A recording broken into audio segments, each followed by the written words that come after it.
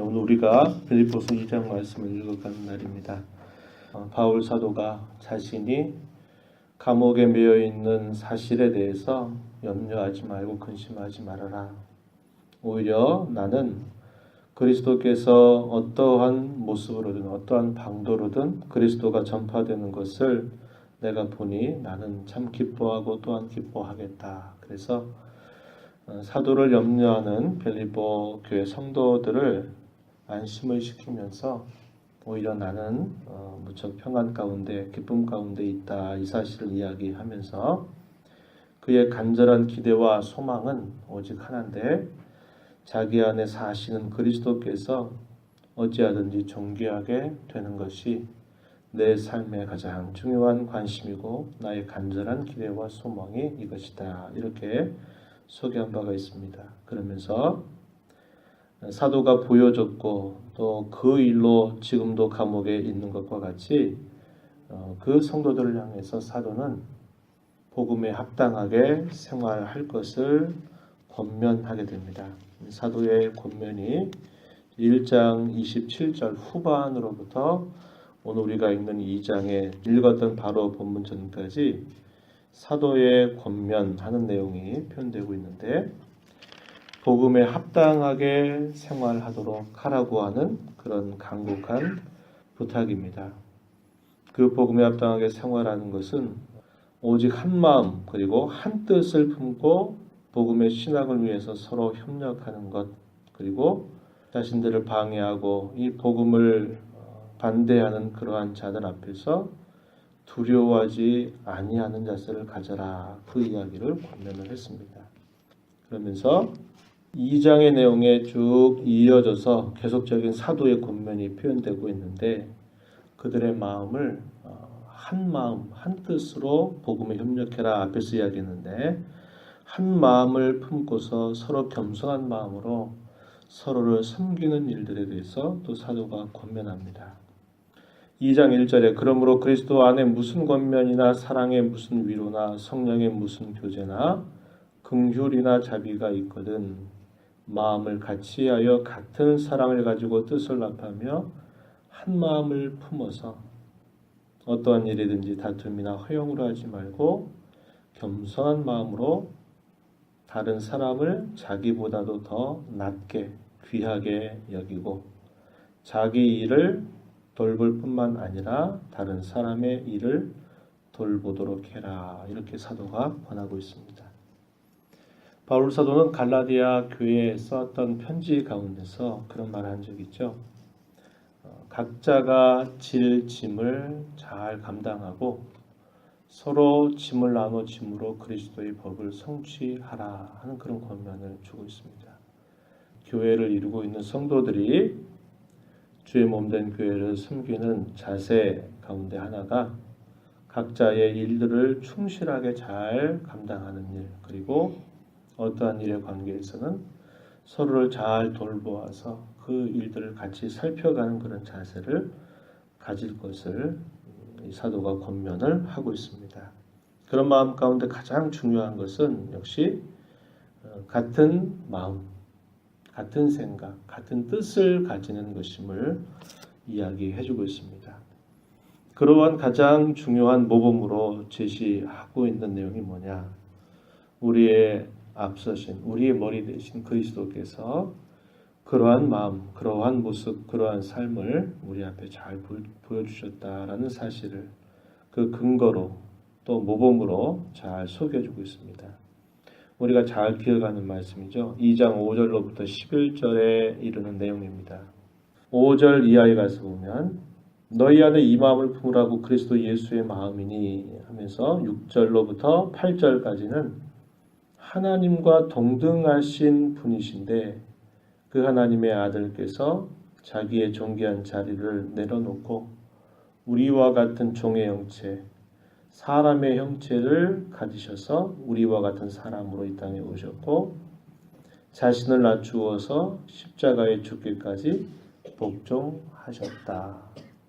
예수님의 낮아지심에 대해서 이야기합니다. 이걸 옛날에 말로는 그리스도의 비하, 자기를 비우심, 낮추심, 이걸 이렇게 표현한 말이고요. 9절로부터 11절 이런 내용은 그리스도께서 다시 존귀케 되시는 일, 높아지심이라고 말하고 한자말로는 그리스도의 승귀라고 이렇게 하는 표현입니다. 9절에 보면 이러므로 하나님이 그를 지극히 높여 모든 이름 위에 뛰어난 이름을 주사 하늘에 있는 자들 땅에 있는 자들 땅 아래에 있는 자들로 모든 무릎을 예수의 이름에 꿇게 하시고 모든 입으로 예수 그리스도를 주라 시인하여 하나님 아버지께 영광을 돌리게 하셨다. 예수님의 삶은 우리와 같이 곤비하고 가난한 자들을 건지시기 위해서 하늘의 영광을 버리시고 낮아지셔서 죽기까지 복종하셨고 그 일 이후에 하나님이 그를 부활과 승천 이 모든 일들을 통해서 그리스도를 다시 존귀하게 하시면서 우리의 구원을 이루신 일뿐만 아니라 그분이 그토록 높은 지위와 존귀와 영광을 받으시함에도 불구하고 우리와 같은 사람으로 낮아지셨던 그분의 모습은 우리가 이 땅의 교회를 이루어서 그리스도를 머리로 섬기는 그의 몸된 지체들이 주님 앞에서 취해야 될 그러한 마음의 자세, 본받아야 할 그러한 자세로 또한 소개를 해주고 있는 겁니다. 이렇게 보면 그리스도는 우리의 구원의 전부가 되실 뿐만 아니라 우리의 모든 삶의 전부가 되시는 그런 분임을 우리는 보게 되는 겁니다. 저와 여러분의 구원을 위해서 그분이 하셨던 모든 일들, 우리로 하여금 이 땅에 살면서 어떻게 우리의 남은 삶을 살아갈까를 말할 때도 역시 그분이 사셨던 그분의 삶은 우리가 끊임없이 본뜨고 본받고 따라가야 될 가장 이상적인 모범으로 주님은 여전히 우리 앞에 서 계심을 말해주고 있다는 겁니다. 그래서 우리 구원의 전부가 되실 뿐만 아니라 우리의 모든 삶의 전부가 되시는 분, 그분이 바로 그리스도이심을 이야기해서 이 그리스도의 마음으로 한 마음을 품고서 이 복음의 일에 힘쓰는 자들이 되라, 이렇게 사도가 권하고 있는 겁니다. 어떤 사람도 이 자리를 대신할 수가 없습니다.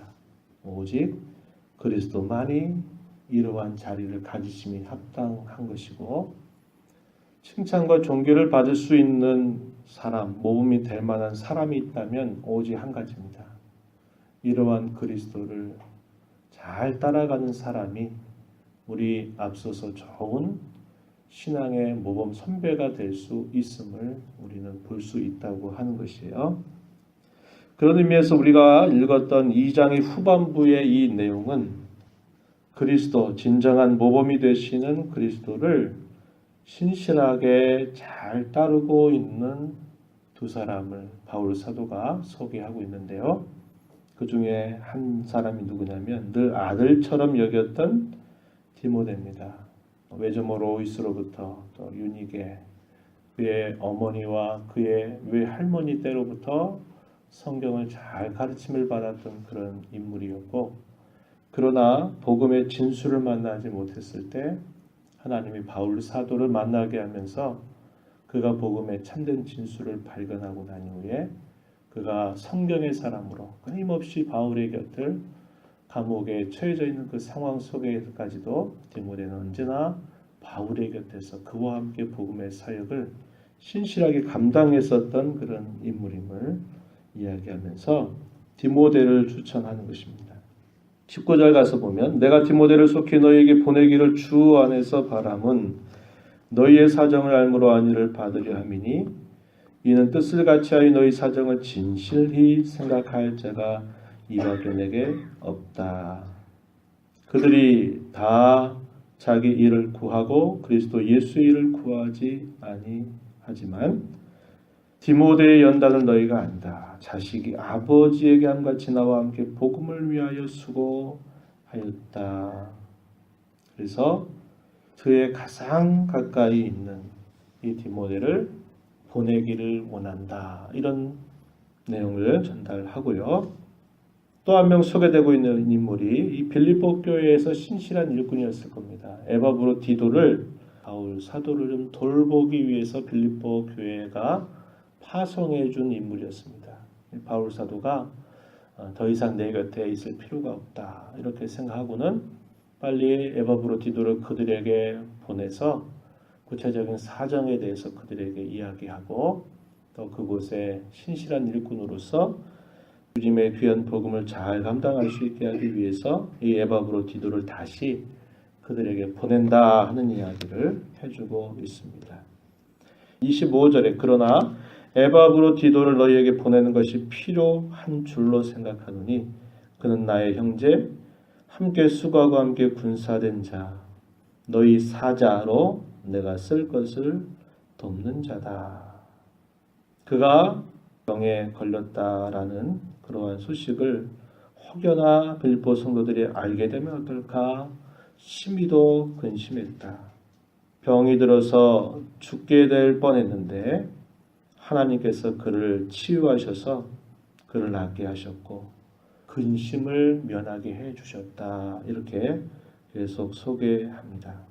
그러면서 그의 모습에 대하여서 30절 보니까 그가 그리스도의 일을 위하여 죽기에 이르러도 자기 목숨을 돌보지 아니한 것은 나를 섬기는 너희의 일의 부족함을 채우려 합니다.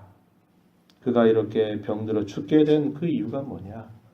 그리스도의 일을 위해서 수고하고 애쓰다가 그런 위기에 처했지만 하나님이 그를 건져 주셨다. 이렇게 표현하면서 이러한 사람들을 기쁨으로 영접하고 이와 같은 사람들을 존귀하게 여겨라. 사도가 이렇게 권면하는 내용을 우리가 보게 되는 겁니다. 자기의 일과 그리스도 예수의 일을 이렇게 대조적으로 표현했죠. 21절에서 디모데를 소개하면서 다른 많은 사람들이 자기 일을 구하지만 이 사람이야말로 그리스도 예수의 일을 구하는 사람이다. 또 30절에서도 에바브로디도를 향해서 소개하면서 그가 무엇 때문에 그렇게 죽을 뻔하였는가? 그것은 그리스도의 일을 위하다가 이렇게 되었다라고 이렇게 말하는 겁니다. 그래서 교회 가운데서 이러한 신실하고 자기보다도 그리스도를 더 생각하고 교회를 위하는 그러한 사람들에 대해서는 신분 여하를 막론하고 교회 가운데 참으로 존귀하게 여김이 마땅하다 이렇게 이야기하는 겁니다. 어떻게 이들이 이렇게 추천받을 인물이 됐을까요? 바로 이들은 그리스도를 모범으로 해서 그리스도를 따라갔던 그러한 신실한 자들이기 때문에 그러하다라는 것입니다. 우리가 이 땅에 사는 동안에 우리는 주님의 구원의 은혜를 받아서 함께 교회를 이루었습니다. 교회를 이룰 때 우리가 오직 바라보아야 할 유일한 대상은 오직 그리스도이십니다. 그리스도이시고 그리스도만이 우리의 구원의 전부요 우리의 삶의 전부가 되시는 줄 알고 그리스도의 삶을 내 살아가는 삶 속에 구현하는 일에 늘 집중하고 살아가는 겁니다. 그러다 보면 교회 가운데서 참 존경받고 칭찬받고 좋은 모범이 될 만한 그런 신실한 일꾼들이 나오게 돼 있어요. 그러한 교회가 힘이 있고 든든하게 서서 주의 일을 잘 감당하는 교회가 될 것입니다. 저와 여러분 모두가 그리스도를 본받고 그분의 마음을 본뜨기를 힘써가는 가운데 교회 가운데 충성스러운 일꾼들이 돼서 그리스도 예수의 이름을 존귀하게 하는 복된 삶이 되기를 바랍니다. 하나님 아버지 감사드립니다. 이 새벽 시간도 저희들을 주님께로 인도해 주셔서 함께 찬송하며 함께 말씀을 나누게 해주심을 감사합니다. 자신이 감옥에 있음에도 불구하고 자신에 대해서 염려할 것을 일절하지 말고 오직 그리스도 복음에 합당하게 생활할 것을 권면하면서 마음을 같이하고 뜻을 같이해서 그리스도의 복음을 존귀하게 하고 이 복음을 위해서 힘쓸 것을 권면합니다. 그러면서 가장 이상적인 모범, 우리 모든 사람의 전부가 되시는 그리스도의 마음을 본받기를 권면하면서 신실한 그러한 교회 가운데 신실한 사람들이 될 것을 당부하고 있습니다. 이렇게 마지막 시대의 교회를 이루어서 하나님의 백성 또 하나님의 자녀들 이 땅을 살아가는 저희들이 주님 앞에서 주님을 잘 본받고 본떠서 하나님 앞에 신실한 일꾼, 주의 복음을 위해서 진정한 헌신의 사람들로 저희들 세워지게 해주셔서 이 복음을 통하여 그리스도를 존귀하게 하고 죽어간 많은 영혼들을 살려낼 수 있는 귀한 교회와 성도가 되게 해주시옵소서. 은혜의 보좌 앞에 나와서 간구하는 모든 심령들에게 풍성한 은혜를 더하시고 기도 가운데 주님을 배우는 복된 시간 되게 하옵소서. 예수님의 귀하신 이름으로 기도하옵나이다. 아멘.